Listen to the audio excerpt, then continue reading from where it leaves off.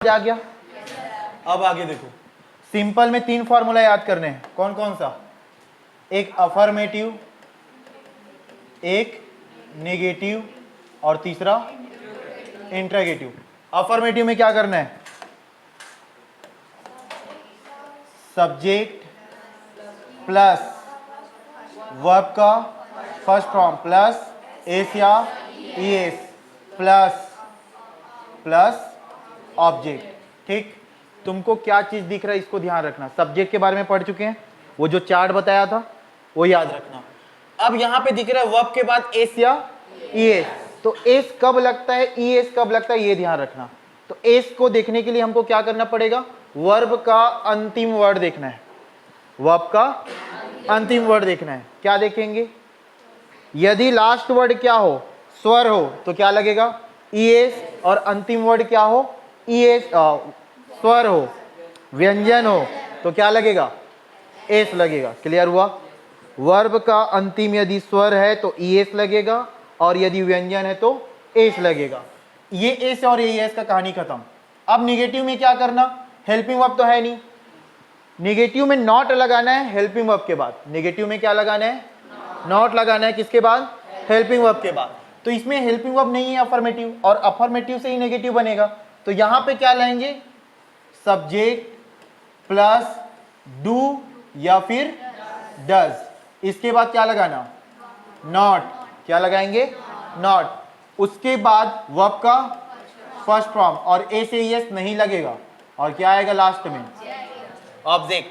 अब आ गया तुम्हारा डू और डज। तो ध्यान रखना, जिस भी अफर्मेटिव में एस या ईएस लगा रहेगा उसमें लगाओगे डज। बात समझ आ रहा है? जिस भी अफर्मेटिव में क्या लगा रहेगा, एस या ईएस, उसमें लगाओगे डज हेल्पिंग वर्ब। जिसमें एस या ईएस नहीं लगा रहेगा उसमें क्या लगाओगे? डू। बात समझ आ गया? आगे अब इसके बाद नॉट लगा दिए। अब इंट्रोगेटिव में क्या करना है? इंट्रोगेटिव में जो हेल्पिंग वर्ब है उससे शुरुआत करते हैं। सब इन दोनों में देखो किससे शुरुआत किए हैं? सब्जेक्ट में। इंट्रोगेटिव में किससे शुरुआत करेंगे? Helping verb. हेल्पिंग वर्ब कौन है? देखो, एक इंट्रोगेटिव अफर्मेटिव से बनेगा, एक इंट्रोगेटिव किससे बनेगा? नेगेटिव से बनेगा। अफर्मेटिव वाला बता रहा हूं, इंट्रोगेटिव नेगेटिव वाला एक तो बता चुका हूं मैं सेपरेट। अफर्मेटिव में क्या करेंगे? देखो, अफर्मेटिव के लिए हेल्पिंग वर्ब तो नहीं है, लेकिन इसमें इंट्रोगेटिव में हेल्पिंग वर्ब चाहिए। तो हेल्पिंग वर्ब क्या है हमारे पास? डू या डज। तो स्टार्टिंग पॉइंट क्या होगा? Do does. उसके बाद क्या करेंगे? डू या डज। उसके बाद सब्जेक्ट। उसके बाद सब्जेक्ट के बाद क्या लगाना? वर्ब का फर्स्ट फॉर्म। उसके बाद बोल रहा हूं उसको ध्यान से देखो, लिखते नहीं भर रहे यहां पे। ऑब्जेक्ट ओ बस लिखा हूं। क्लियर? ठीक। आगे देखो, इंट्रोगेटिव किससे बना है? ये अफर्मेटिव में। यदि अफर्मेटिव से ये है तो ये वाला निगेटिव से यदि इंट्रोगेटिव करना है तो क्या करोगे? तो निगेटिव से यदि इंट्रोगेटिव करना है तो इसका हेल्पिंग वर्ब कौन है? Do does. उसके बाद सब्जेक्ट, उसके बाद नॉट, उसके बाद वर्ब का फर्स्ट फॉर्म प्लस। क्लियर? समझ आया? आईएनजी वाला यूज नहीं करना है अभी। आईएनजी के लिए आ रहे हैं ना बेटा कंटिन्यूअसली। समझ गए? इतना क्लियर? ठीक। लास्ट में लिखना फिलहाल। देखो, अब इसमें क्या करोगे? ये है present continuous tense. Present continuous को पहचानने का तरीका क्या है? रहा है, रहे हैं, रही है, रहा हो। मतलब रहा वाला वर्ड आना चाहिए और उसके साथ हा वर्ड आना चाहिए, तो क्या है वो? Present continuous tense. अब इसमें सब्जेक्ट अफर्मेटिव देखोगे, ए बस लिख रहा हूं ना, ए, तो याद रखना इसमें सब्जेक्ट प्लस वर्ब का। देखो, इसमें हेल्पिंग वर्ब होगा सब्जेक्ट, हेल्पिंग वर्ब कौन लगेगा? इज, एम, आर, वर्ब का फर्स्ट फॉर्म, और इसके साथ लगेगा आईएनजी प्लस ऑब्जेक्ट। अब तुम्हारे पास आ गया 3 हेल्पिंग वर्ब। कौन कौन? Is, am, are. अब इसका प्रयोग भी जान लो कहां कहां पे होता है। तो इसके लिए तुमको सब्जेक्ट चार्ट लिखवाया गया है। तो इज का प्रयोग क्या होगा? थर्ड पर्सन के सिंगुलर फॉर्म के साथ। तो थर्ड पर्सन का सिंगुलर फॉर्म कौन कौन है? ही, she, it, name, this, that. समझ आ रहा है?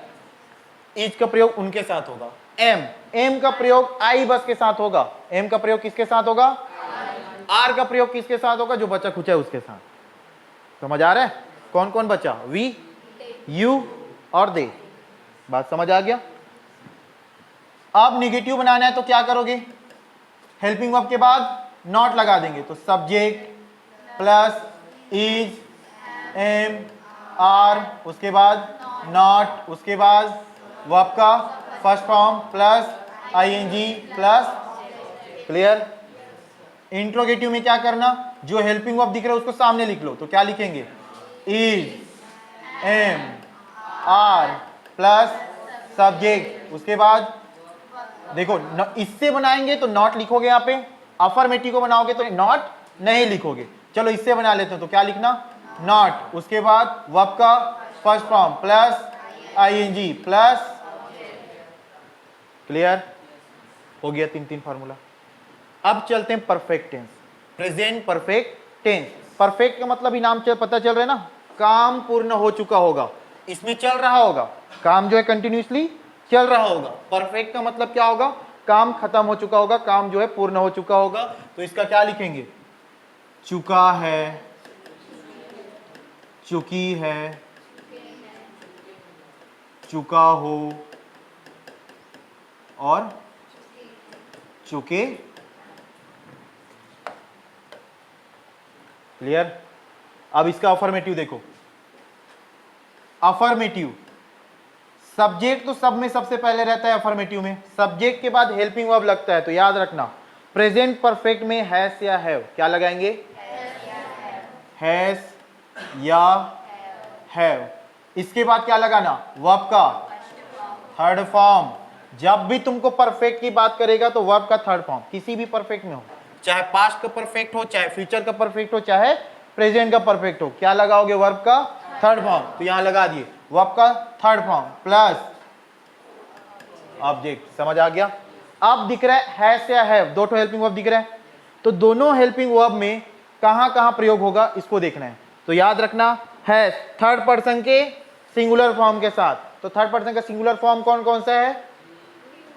ही, सी, इट, नेम, दिस, याद रखना। क्लियर? हैव का प्रयोग किसके साथ होगा? बाकी के साथ। कौन कौन बचा? आई, यू, वी, दे, इसके साथ किसका प्रयोग होगा? हैव का। नेगेटिव बनाते हैं, तो नेगेटिव के लिए सिंपल सा फंडा फिर से, हैज या हैव के बाद क्या लगा देना? नॉट। हेल्पिंग वर्ब के बाद नॉट लगाते हैं ना, एस प्लस हेल्पिंग वर्ब कौन है? हैज या फिर हैव, इसमें क्या लगाना? प्लस नॉट, उसके बाद प्लस वर्ब का थर्ड फॉर्म प्लस। ठीक, अब इंट्रोगेटिव में देखना है, तो इंट्रोगेटिव में क्या करना है? हेल्पिंग वर्ब को सामने ले आना है। तो किसको लाएंगे? हेल्पिंग वर्ब कौन है?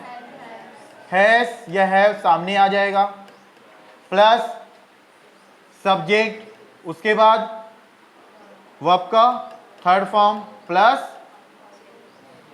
हो गया? समझ आ रहा है? नेगेटिव में नॉट लगाना है हेल्पिंग वर्ब के बाद, और इंट्रोगेटिव में हेल्पिंग वर्ब से स्टार्ट करेंगे।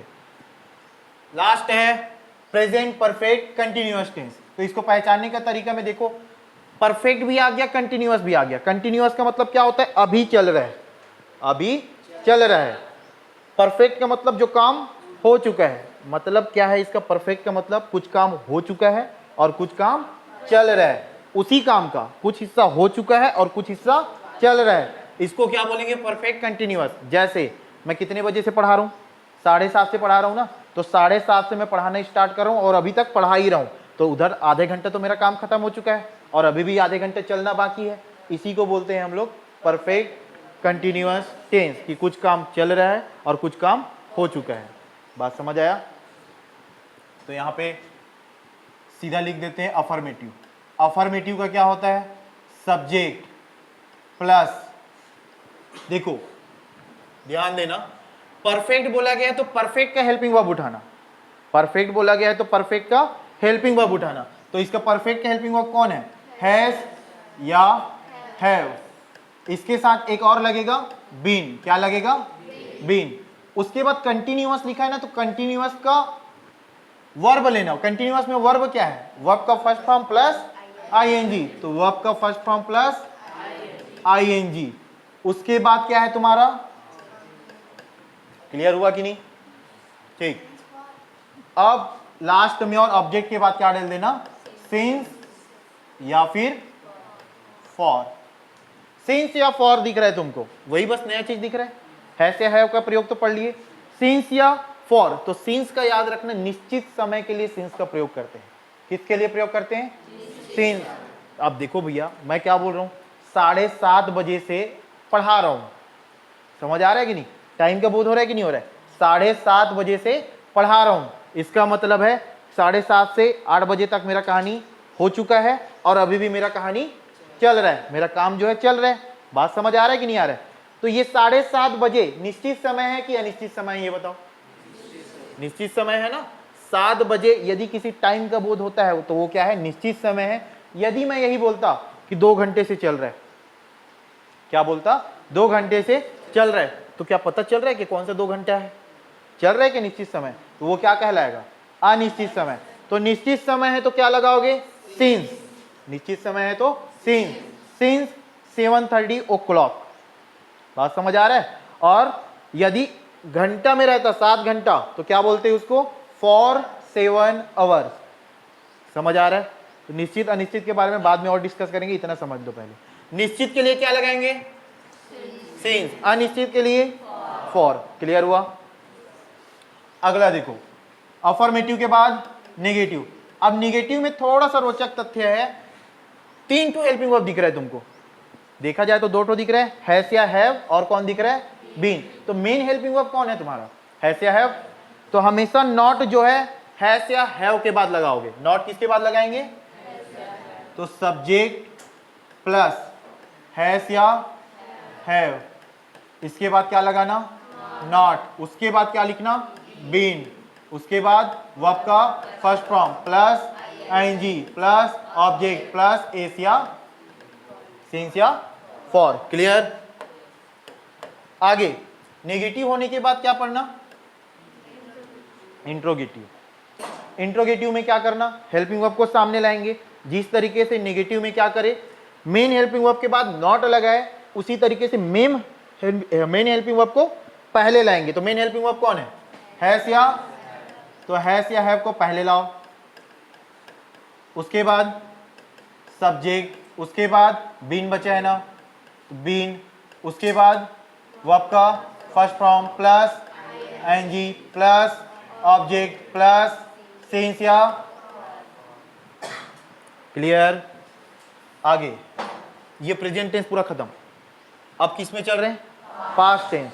तो पास्ट टेंस को पहचानना मतलब क्या है, बीता हुआ समय, जो घटना घटित हो चुका है उसके बारे में जानना ही क्या है, पास्ट टेंस है, वो पास्ट टेंस कहलाएगा। तो पास्ट टेंस को पहचानने का तरीका देखना, जिस भी सेंटेंस वाक्य के अंत में तुमको क्या दिखे, था, थी, थे, ऐसा कुछ दिखेगा तो तुम लोग उसको जान लेना कि ये कौन सी बात है, भूतकाल पास्ट टेंस का। तो इसको पहचानने का तरीका क्या है, था, थे, थी, ये वर्ड आएगा।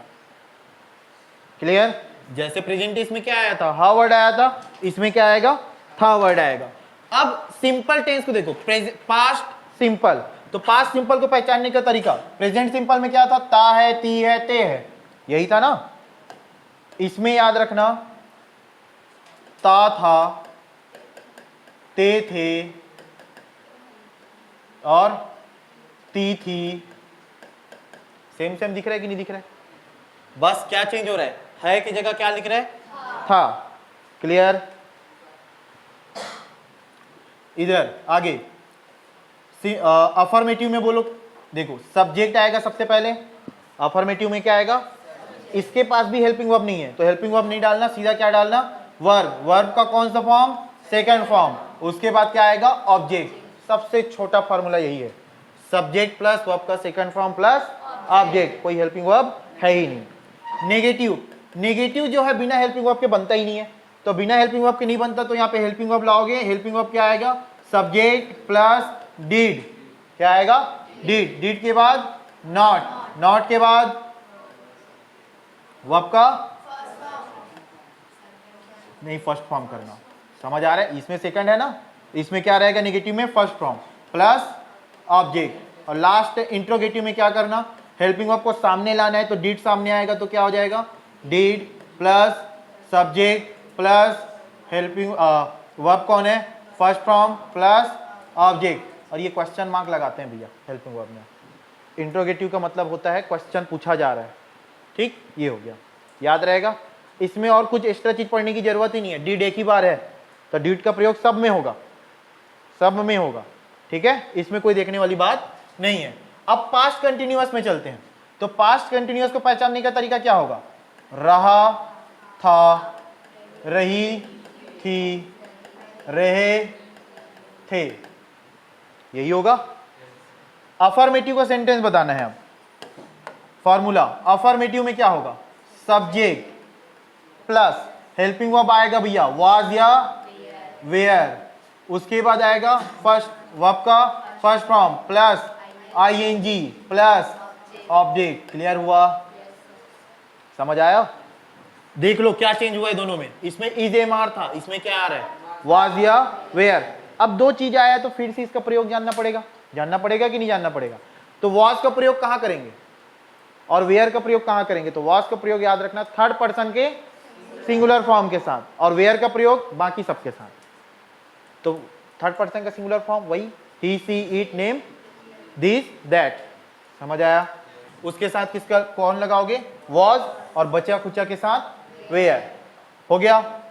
नेगेटिव, अब हेल्पिंग वर्ब के बाद क्या लगाना है नेगेटिव में, सब्जेक्ट प्लस वाज या were plus not plus verb का first form plus ING plus interrogative. Helping verb को सामने लाओगे तो वाज या were plus subject plus verb का first form plus ING plus, ठीक, ये भी खत्म। अब लास्ट बचा है, नहीं ये बचा है पास्ट परफेक्ट और परफेक्ट कंटिन्यूअस। तो परफेक्ट को समझना, ये एकदम सिंपल है, पास्ट टेंस सबसे इजी है, यहां पे तुमको ज्यादा देखने की जरूरत नहीं है।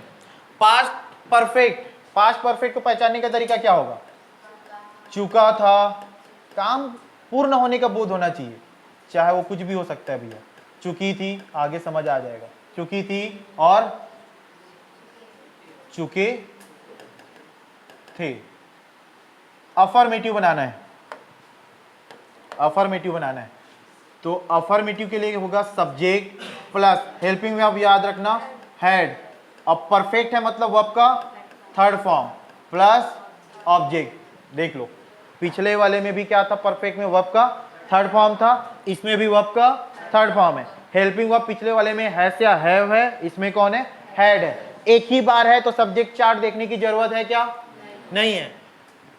नेगेटिव भी बहुत आसान हो गया, हेड के बाद क्या लगा देना, नॉट लगा देना, और यहां पे क्या आ जाएगा, प्लस वर्ब का third form plus object. Interrogative देखो, इंट्रोगेटिव में क्या करना है, हेड को सामने ले आते हैं, सब्जेक्ट, उसके बाद हेड प्लस सब्जेक्ट, उसके बाद देखो इसका बना रहे हैं तो नॉट लिख देना, उसके बाद वर्ब का थर्ड फॉर्म प्लस, हो गया। और लास्ट में क्वेश्चन मार्क रहता है, ये याद रखना। इसमें देखो परफेक्ट कंटिन्यूअस किसका पढ़ रहे हैं, पास्ट का। तो पास्ट का परफेक्ट कंटिन्यूअस, इसमें भी सेम चीज, कुछ काम हो चुका था और कुछ काम चल रहा था। तो इसमें क्या करना, अफर्मेटिव, इसका क्या लेते हैं हम लोग, हेल्पिंग वर्ब लेते हैं। तो subject plus had plus been plus verb का फर्स्ट फॉर्म प्लस आईएनजी, उसके बाद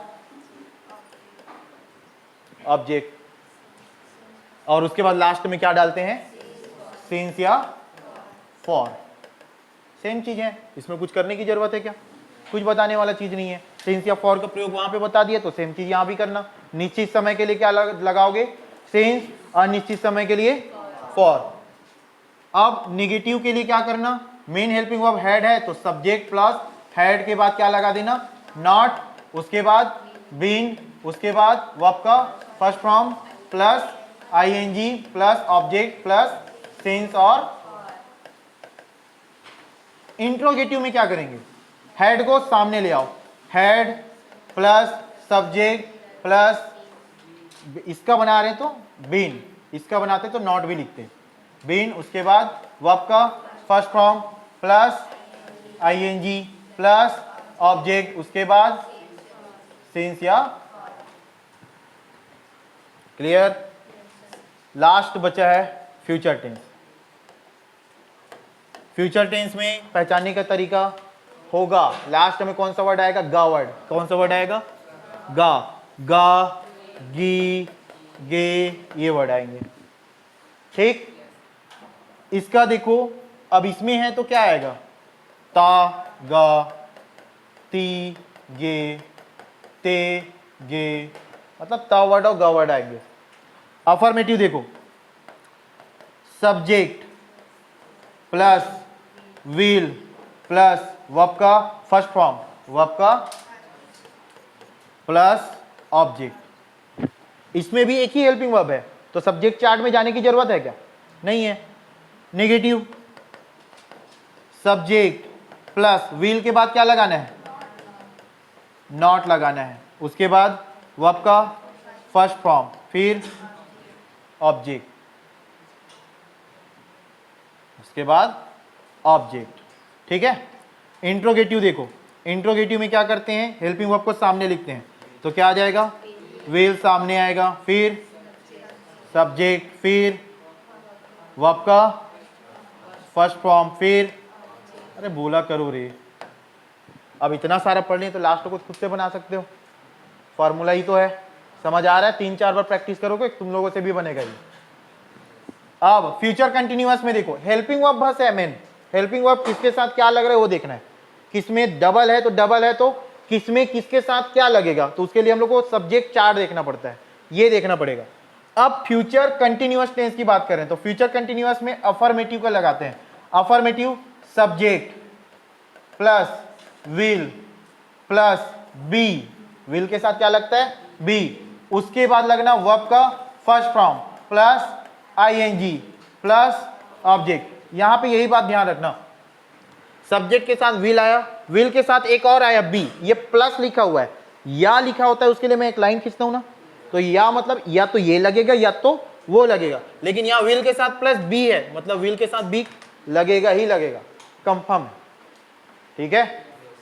अब नेगेटिव, सब्जेक्ट प्लस, नेगेटिव के लिए क्या करना, विल के साथ नॉट लगाएंगे, नॉट के बाद बी, बी के बाद वर्ब का फर्स्ट फॉर्म प्लस आईएनजी, उसके बाद ऑब्जेक्ट। इंट्रोगेटिव, तो इंट्रोगेटिव में क्या करना, विल को सामने लाएंगे, will plus subject plus be plus verb का first form plus ING plus, हो गया। अब परफेक्ट में चल रहे हैं, फ्यूचर परफेक्ट, तो फ्यूचर परफेक्ट में फिर वही है, चुका होगा, चुकी होगी, चुके होंगे, ये याद रखना। और इसमें क्या होगा, कंटिन्यूअस का रहा होगा, रहे होंगे, रही होगी, तो लिख लोगे ना, तू है क्या इधर, चलो इधर देखो, यहां पे लिखना चुका होगा, चुकी होंगे, चुके होंगे, ऊपर वाले को देख के लिख लेना, बस गा वर्ड आना चाहिए। तो यहां पे क्या आएगा, अफर्मेटिव में subject plus will plus have, देख लो विल प्लस हैव है, विल अलग हैव अलग ऐसा नहीं है, विल के साथ हैव लगेगा ही लगेगा, ठीक। उसके बाद ये परफेक्ट है इसलिए कौन सा टेंस लगेगा, वर्ब लगेगा थर्ड फॉर्म, वर्ब का, उसके बाद ऑब्जेक्ट। फिर नेगेटिव की बात करेंगे तो नेगेटिव के लिए विल को सामने ला, नहीं विल को क्यों सामने लाओगे रे, subject plus will plus not plus have plus verb का third form plus object. Interrogative, will को सामने लाओ, विल प्लस सब्जेक्ट प्लस, चलो नॉट इसका निकालेंगे तो नॉट लिखना पड़ेगा, और यार हैव तो बच्चे, उसके बाद नॉट के बाद हैव, हैव के बाद वर्ब का थर्ड फॉर्म प्लस ऑब्जेक्ट, ये भी हो गया perfect continuous tense. Perfect continuous tense future perfect continuous tense मतलब कुछ काम हो चुका होगा और कुछ काम चल रहा होगा। इस स्थिति में क्या करेंगे, affirmative subject plus helping verb कहाँ से लेते हैं हम लोग, परफेक्ट से लेते हैं। इसका क्या था, विल। देख लो एक चीज कॉमन दिख रहा होगा सारे में, विल कॉमन दिख रहा है कि नहीं, फ्यूचर मतलब ही विल, सब में विल लगाओगे।